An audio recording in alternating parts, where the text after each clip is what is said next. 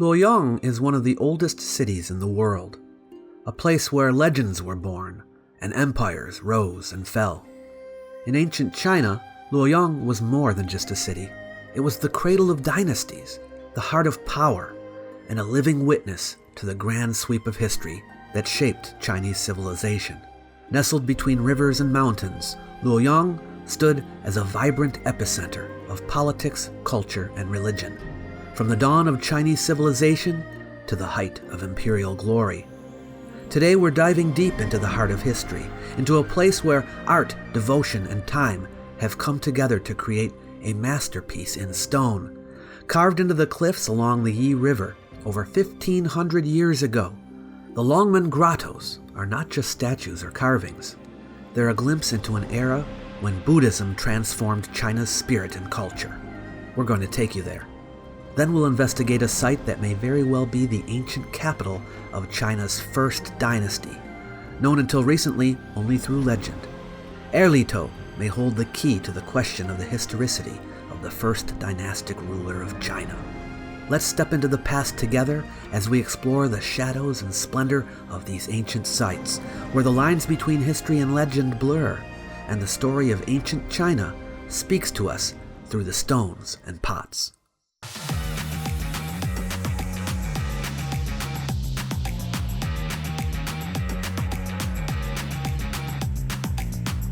Welcome to Antiquities Explorer, your guide to historic places.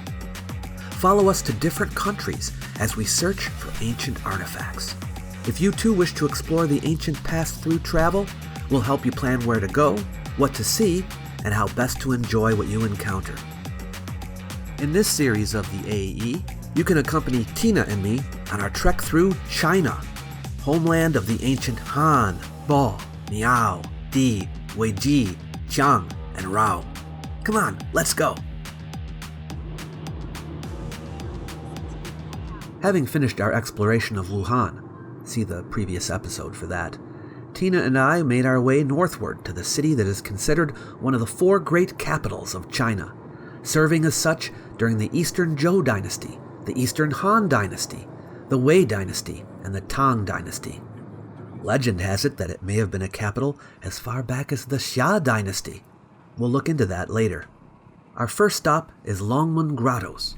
During the height of Buddhism in China, over 2,000 shrines were carved into the cliffs along the Yi River, just south of present-day Luoyang. This site became known as Longmen, meaning Dragon Gate.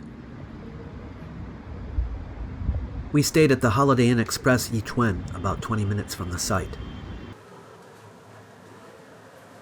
It was comfortable. The next morning, we were on our way. The full price of a daytime ticket for Longmen Grottoes is 19 CNY, which is about $12. Located at the easternmost end of the Qinling Range, the Longmen Gorge forms the southern boundary of the Luoyang region. Longmen Mountain is commonly called Xishan, Western Mountain, and Xiang Mountain is commonly called Dongshan, Eastern Mountain. The mountain cliffs are famed for their expansive complex of Buddhist caves, cut into the limestone from the late 5th to the 11th century, spanning the Northern Wei, Sui, and most of the Tang Dynasty. Excited.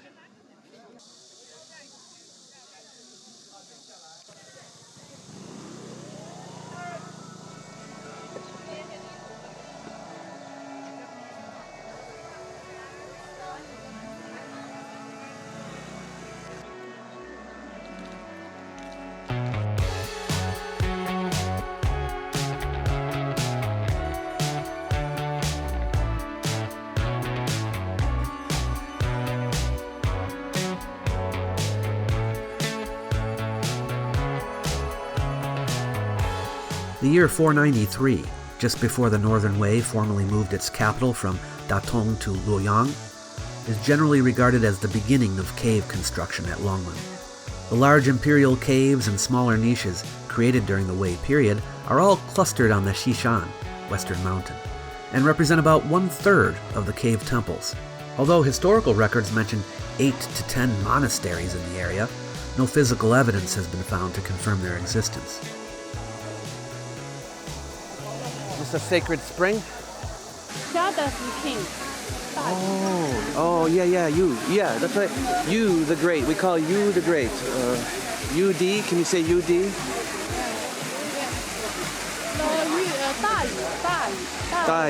The earliest grottos here were carved out in the Northern Wei Dynasty period, beginning around 483. This is the earliest cave that we know about. It has an inscription dating to 495. It was created by the widow of an official named Liang, and he worked for the Emperor Xiaowen. This, of course, is in the late 400s.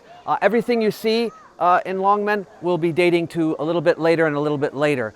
The 495 inscription, this is only a year after the capital was relocated to Luoyang, by the way, accompanies a Maitreya Bodhisattva figure, dedicated by a widow for the spiritual benefit of her deceased son. Another early inscription in the niches is from 498, and it documents a monk's dedication of a Shakyamuni Buddha figure for his late father, who belonged to the Northern Wei imperial family.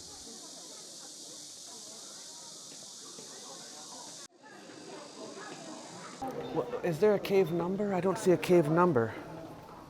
But, oh well. Okay, so this is the first cave on the right. Shikamoli. And two. Shakyamuni. Yeah. Shakyamuni. Yeah. Oh, so this is Shakyamuni. Oh yeah. Shakyamuni and to Shariputra and Magalan. Bodhisattvas. Left.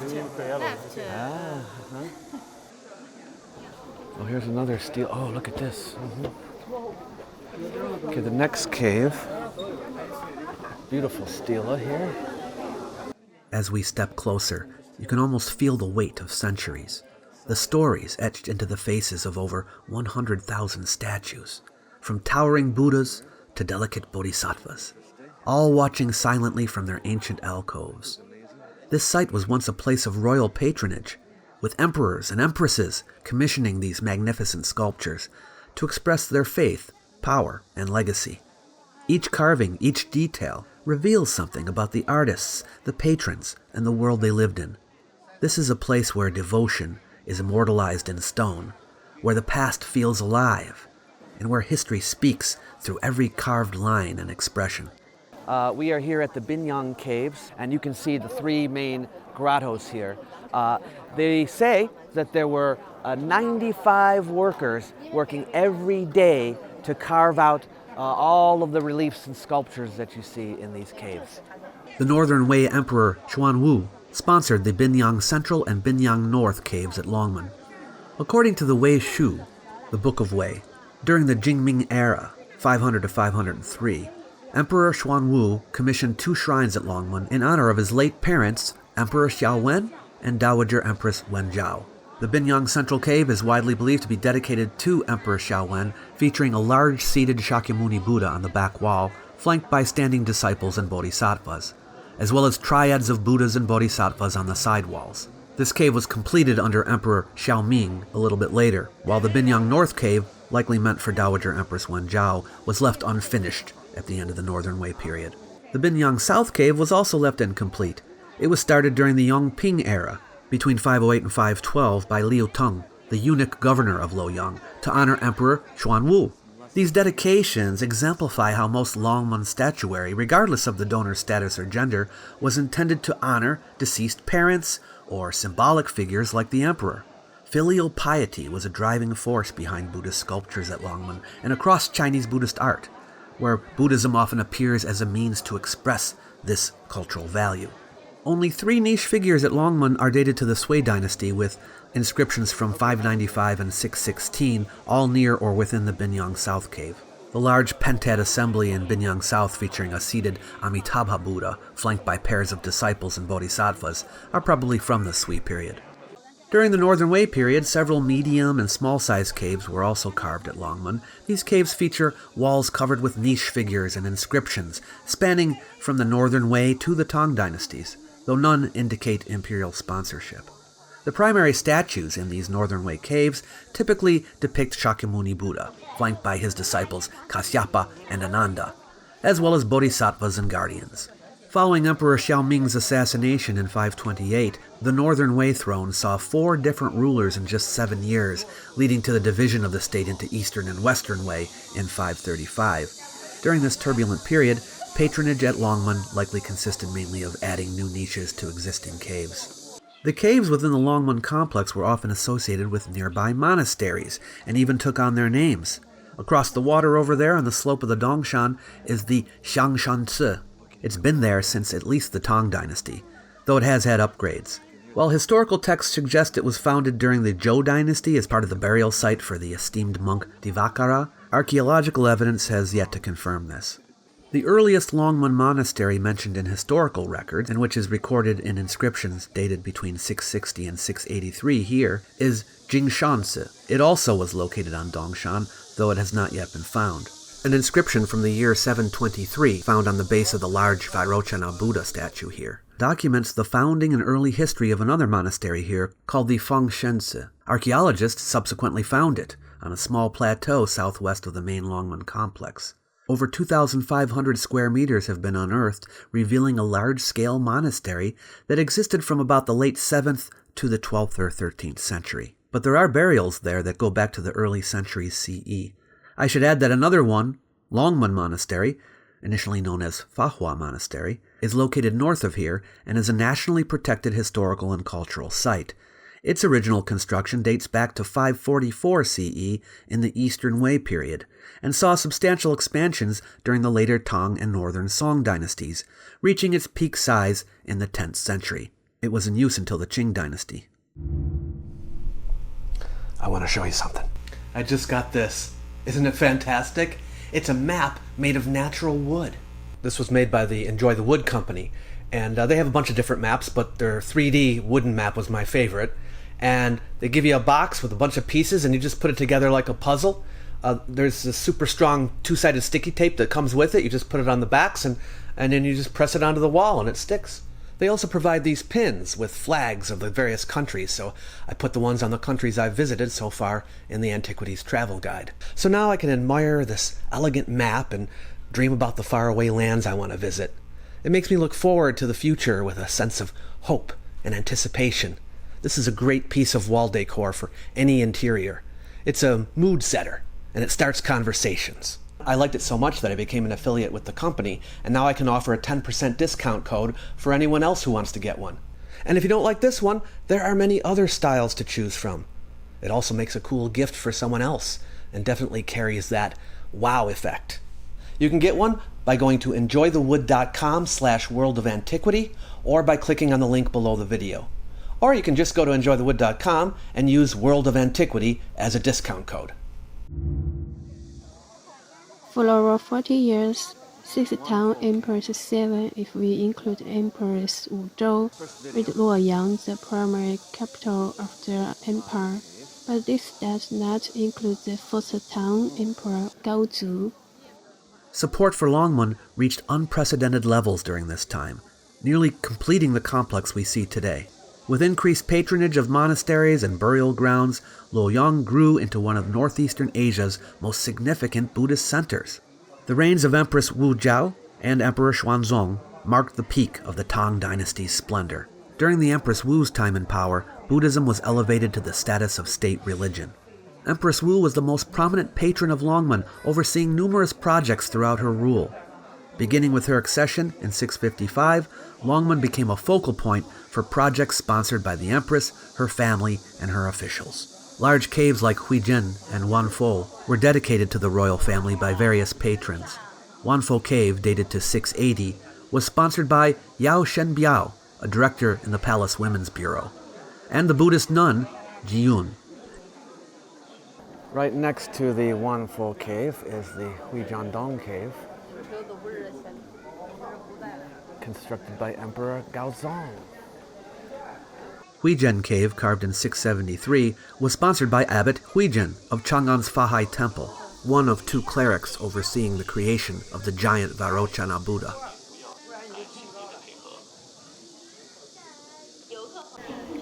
This place is so huge, it has so many caves. Grottoes, if you want to call it. It's amazing.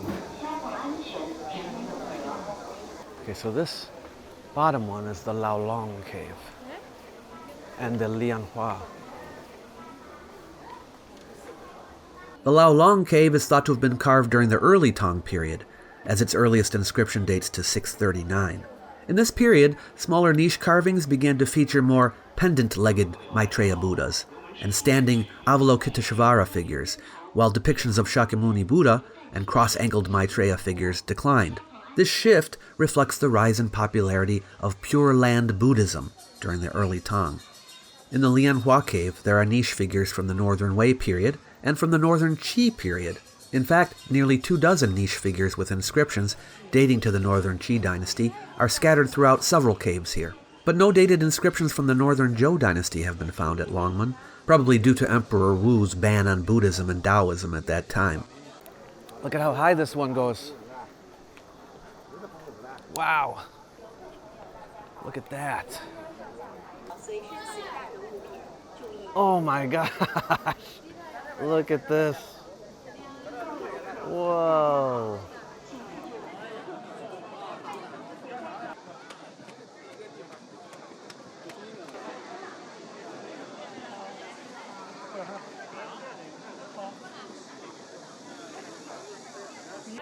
Of all the imperial patrons of the Tang Dynasty, none contributed to Longmen more than the Empress Wu. And this is the jewel of the crown, so to speak. It's the most important place now at the site because it dominates it. This giant 17-meter statue of Vairocana Buddha here at this place is called the Fengshansi, which is named after the monastery, which is right across the river. This was all constructed in around the year 676 of our Common Era. In 662, the Empress Wu first commissioned Longmen's most iconic monument. You can see the seated Vairochana Buddha surrounded by disciples, bodhisattvas, lokapalas, and guardians. Yes, it's Vairochana, not Vairocana. I pronounced it wrong on site. This grand ensemble was completed in 4 years, between 672 and 676.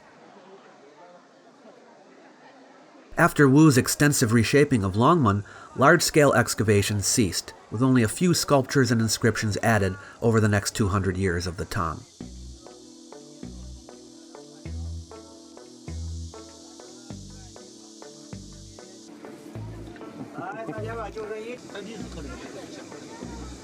You don't have to walk all the way back, you can take a boat for an extra charge. And on a hot day like this, it was definitely preferable. We also got a nice view of the grottos from the river.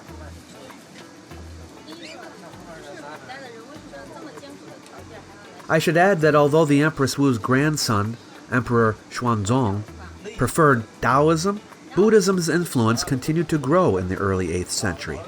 During his reign, prominent esoteric Buddhist masters, Shubhakara Simha, Vajrabodhi, and Amoghavajra, arrived from India. This period also saw a significant amount of archaeological evidence left at Longmen, not so much the digging of new caves, but the carving of colossal statues in the round. Several of them have been taken to museums. Let's go back further in time, shall we? In the last episode, we saw an archaeological site from the time of the Tang Dynasty, China's second ever dynasty. But I was interested in learning more about the dynasty before that, the Xia Dynasty, the one that started the dynastic tradition. China's state formation story has been preserved in ancient texts, though it contains mythical elements connected with pre-Xia period narratives about gods and demigods.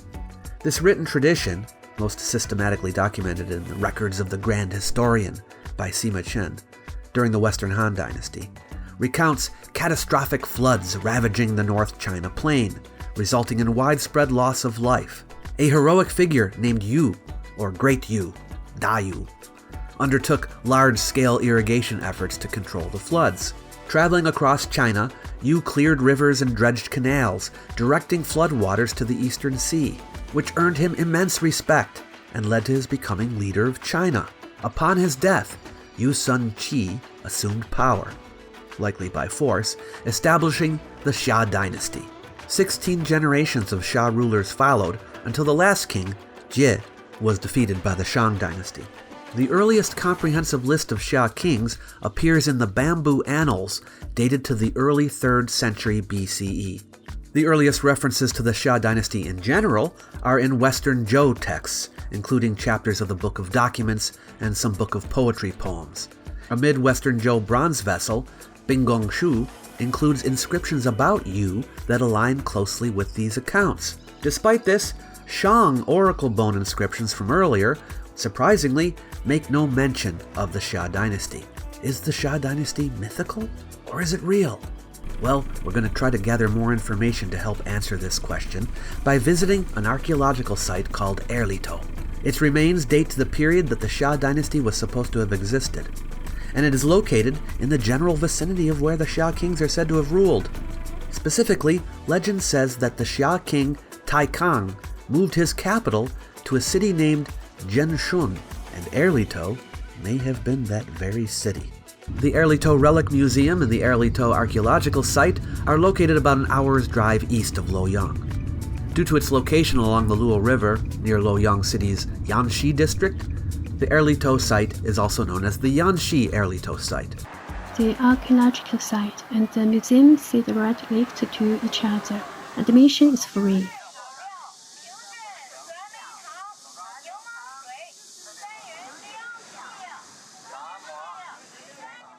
Right outside, local vendors offer food, and since it was past time for lunch, we sat down for a quick bite.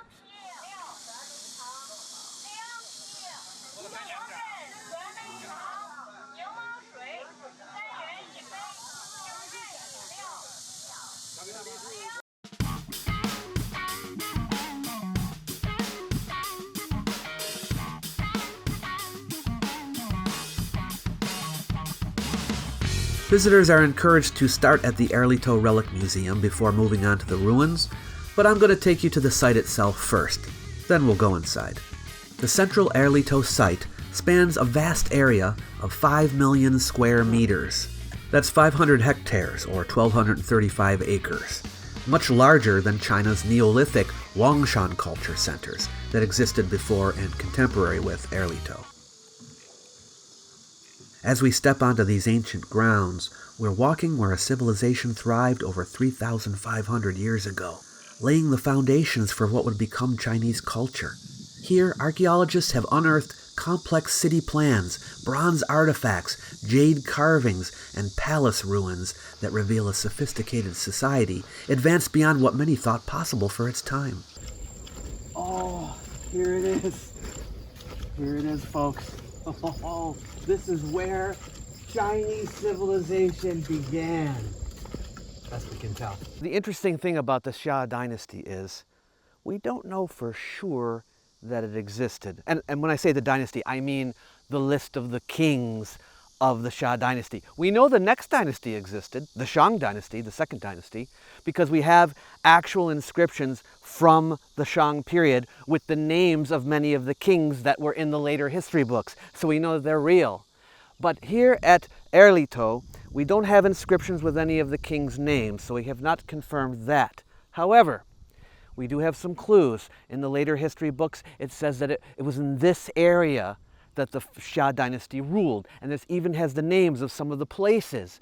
And we're right in the area where those places existed. And Erlitou was the largest of the sites. We have evidence here of palaces, okay? Somebody ruled from here. And it's in the right place, and it's in the right time period. So, putting two and two together, you know, we're not 100% sure, but it seems to be the case that this is where Chinese civilization started.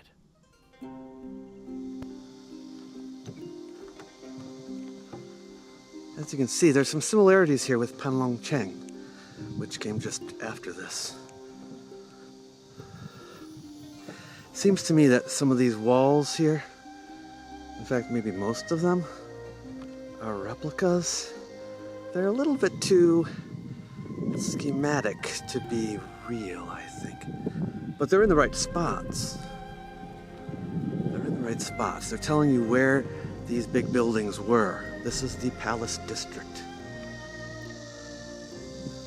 And in a minute we're going to go into the museum and see all all of the wonderful artifacts they found here. At the heart of this immense area lies a rectangular walled palatial complex where 11 earthen building platforms have been excavated or marked for future excavation. Among these, Foundations 1 and 2 are the most notable, each forming a walled, self-contained compound. Foundation 1 is the largest. Roofed hallways line the platform's edges, and a second elevated section at the north center shows post holes, indicating a rectangular structure. Foundation 2 along the east wall of the palatial area is slightly smaller, but similar in structure to Foundation 1. Outside the palace complex, 3 road segments were uncovered, suggesting an extensive roadway network across Erlitou's central area. Tracks from wheeled vehicles were found at the palace's southern gate, marking the earliest known use of wheeled wagons in China. Excavated tombs within Erlitou are mostly small, hinting that the elite may have been buried at separate, specially designated sites. Only one large tomb has been found behind the main hall of Foundation 2, but it had been entirely looted long ago. The museum features 5 main exhibition halls and a digital exhibition hall on the 6th floor. The displays are organized thematically rather than chronologically.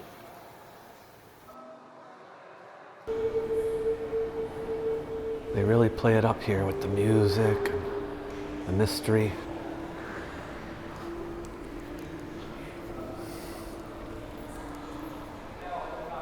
Okay, the Great Xia capital. This is the excavation. In 1959, Xu Shusheng, a renowned historian, led an excavation team to search for the ruins of the Xia in West Henan province, following the accounts in historical texts and the studies of historical geography. Thereafter, generations of archaeologists have pursued the same goal and carried out work days and nights. This is a model of the palace area of the site. Oh, that was the number 1 palace area. Now this is the number 2 palace area. You know, when you think of Chinese dynasties, right, and Chinese civilization, you might think, oh, Xia Dynasty, First Dynasty, it must have been very advanced for its time, but you know, you don't expect to find massive stone megalithic buildings or something like that. People were living in wood palaces. China was not big. If you think of the Xia Dynasty, the Xia Dynasty would be where it all started, but it itself wasn't the giant China that would come later, yeah? Very small, very modest, but it's the seed that grew to be something big later, you know? So here you can see the development of the site over time as it grows throughout the Xia period. This bronze ding with a lattice pattern was found at Erlitou, and it's from the Xia Dynasty period. This is a bronze jue, drinking vessel, with nipples, it says, from the Erlitou site. To date, around 15 bronze vessels have been uncovered at the Erlitou site, along with a larger number of bronze weapons and tools. But a bronze workshop found in the central southern part of the site yielded clay molds and copper remnants, indicating large-scale production.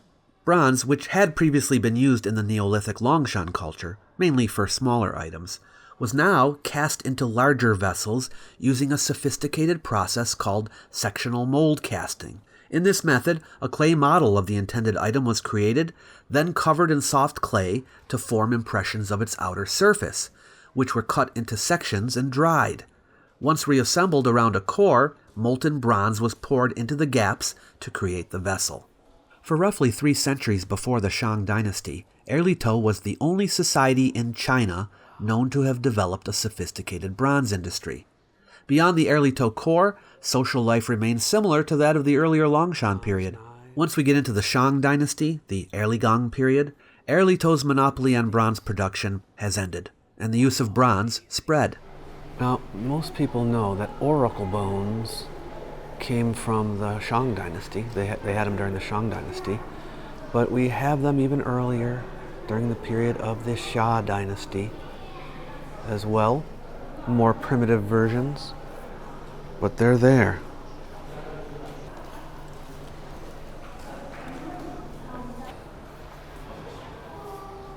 So we see a continuity of cultural elements from Xia period forward. Look at this, a very early stone chime. Xia Dynasty period. A drum-shaped pottery pot, showing that they had drums. The pot's designed after the style of a drum. And look at bronze bells. Very, very old and more primitive than what we've seen, but we see some continuity here, right? It shows that the bells of the Shang and the Zhou and the Han all come from Xia. Yes. Yeah? Yeah. This is a stone battle axe. From a stone battle axe. Oh, it's interesting. I guess it was horizontal. The handle went through the hole, so it would have been a horizontal axe. These are, I guess they were up on, they were halberds, right? Bronze blades for halberds. We've seen later ones. These are early ones. Things just keep getting older, folks. A 7-hold jade knife from the Xia Dynasty period. A jade zhang. I guess it's some kind of ritual object from the Erlitou site, Xia Dynasty period. Oh, look at this jade dagger. Very cool. And another, some smaller ones. These are jade knives.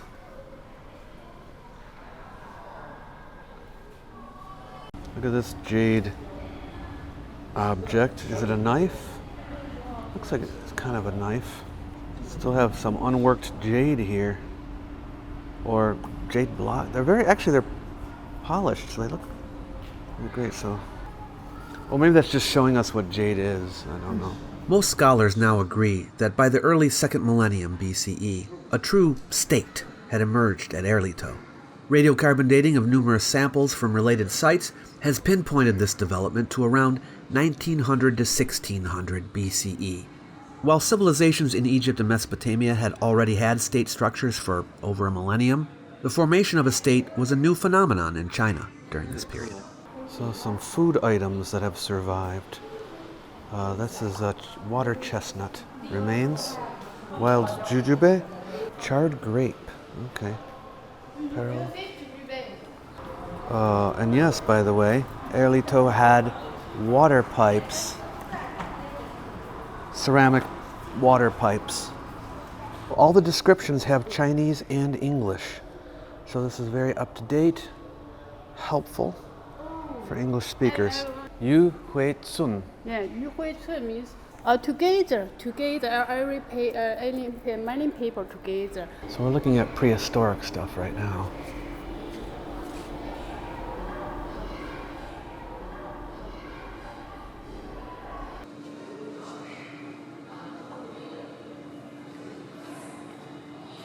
RIVLZ site. RIVLZ. Reconstruction of the Guchengjai site with some artifacts. So all these sites are from the Longshan culture. That would be 2400 to 1800 BCE. And there is evidence of symbols that could be writing. And they've been collected, these symbols of writing, but, well, I shouldn't say they're writing. We don't know if they're writing. They're the beginnings of writing, most likely. So what they're saying on the walls is that prior to the Xia Dynasty, there's evidence in the material culture of a lot of diversity all around this area. But that after we get to the Erlitou period, into the Xia Dynasty period, there's an apparent unification of the material artifacts, which suggests a central leadership. But this is Xia Dynasty pottery in other sites, from other sites, near Erlitou, but not Erlitou itself. So showing similar pottery characteristics, showing a unification of the culture, material culture anyway. Even if we can't, with contemporary evidence, verify the names of the rulers of this area in the Xia period, the indications are there was a centralization of rulership, coincides with the period. So I think it's reasonable to suppose that there's some historical basis for this dynasty. Another important consideration is that even though there are many sites that have similar material culture around Erlitou, Erlitou is the biggest, and it appears to be where the rulership was, because this is where the main palaces are. So here you can see just all of the regional pottery, all in this Erlitou style. You can learn a lot from archaeology, folks. It's all clues there, just waiting to be put together like a puzzle. How everything fits together, you know? This is from the Phase 4 Erlitou culture, the period when they say the Tang Dynasty overthrew the Xia Dynasty, right around that time, which would be 1560 to 1520 BCE. This is the Xinjai site. According to the earliest Chinese record, the Tang Dynasty was attacked by King Wu of Zhou while attacking the Dongyi and collapsed afterward. Ah, okay. So Xinjai site is Dongyi site. Okay. In this travelogue, we really only scratched the surface of what there is to know about ancient China. If you want to go deeper into the rich history of this fascinating land, I do offer college-level online courses on China that I think you would love. The link is below the video. We haven't finished our exploration of the great city of Luoyang. In our next episode, we will round out our investigation by visits to 3 fabulous museums. First, the Luoyang Museum, the city's only comprehensive history museum, which holds more than 400,000 cultural relics. Then, the Ancient Tombs Museum, where we can actually enter into the tombs of emperors and nobles, interred right here in the city during the Han Dynasty. Finally, we will head to nearby Sanmenxia to find out what we can about an early Chinese state known as Wo. Stay tuned.